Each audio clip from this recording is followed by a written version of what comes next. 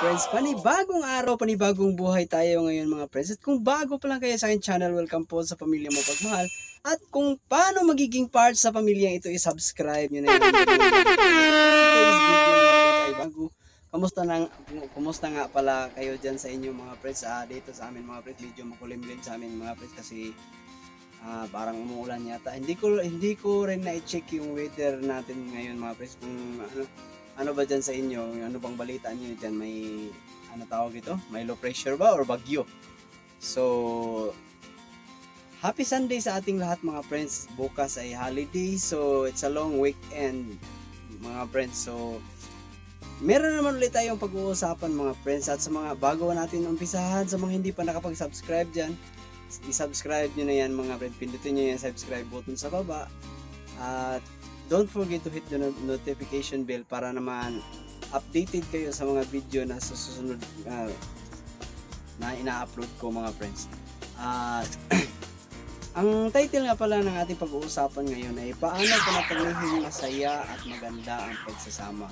So sa sitwasyong ito mga friends, siguro ang stage na to ay medyo ang relasyon na itong mga friends na sinasabi dito parang matured age na mga friends, kumbaga nasa 20 plus pataas yun, yung baga yung maturity relationship para yung estado ng inyong pagsasama, kung paano pagandahin. So ito yung mga aspect na dapat i-consider natin mga friends, kung paano importante talaga yung masaya kayo sa inyong relasyon, tapos sa inyong pagsasama ay kumbaga fruitful mga friends. So ito na yung unang aspect na babanggitin ko mga friends, pag-uunawaan.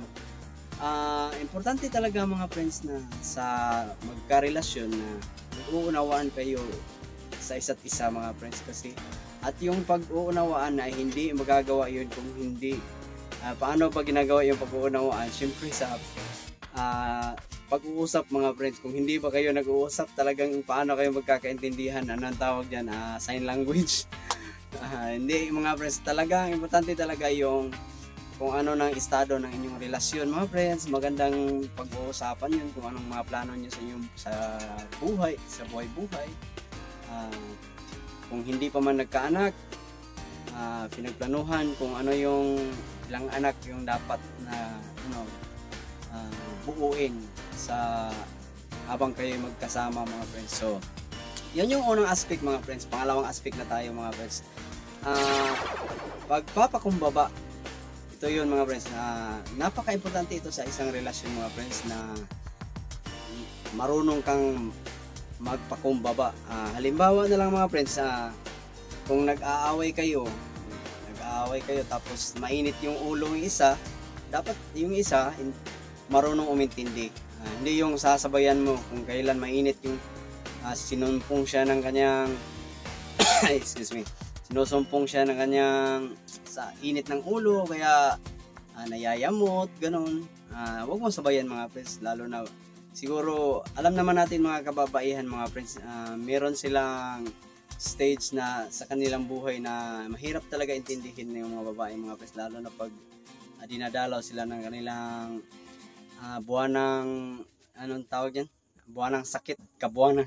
So ganun na lang yun mga friends.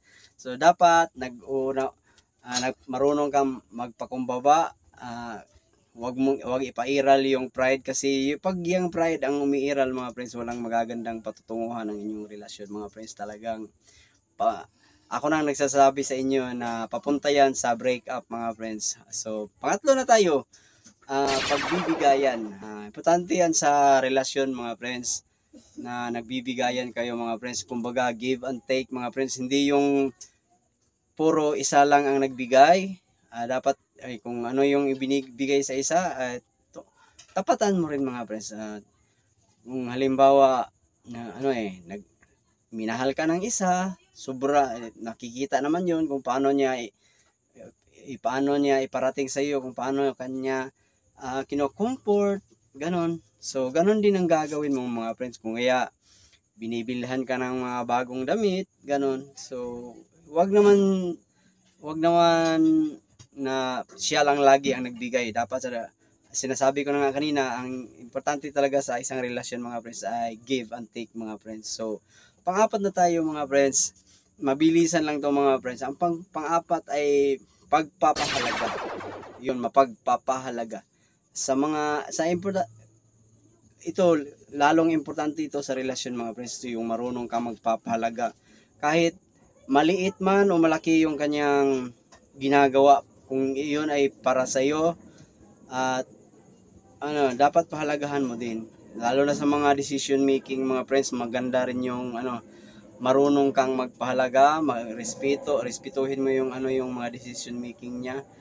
Diyan kayo sasabayan mo siya. Huwag yung salungatin kung ano yung magiging desisyon niya mga friends, at pag-usapan nyo kung anong tawag nito. Halimbawa, lalo na pag may bibilihin kayo, importante yun, marunong kang magpapahalaga sa kanya, para tumibay kayo kung paano kayo tumibay mga friends. Importante talaga yun na ganon at ganon din ang pagpapahalaga sa inyong sarili mga friends, lalo na sa decision making mga friends. So panglima na tayo mga friends, at bago natin banggitin yung panglima at ikaw ay umaabot na hanggang sa itong kahuli-hulihan ng aking video, maraming salamat sa iyong panonood.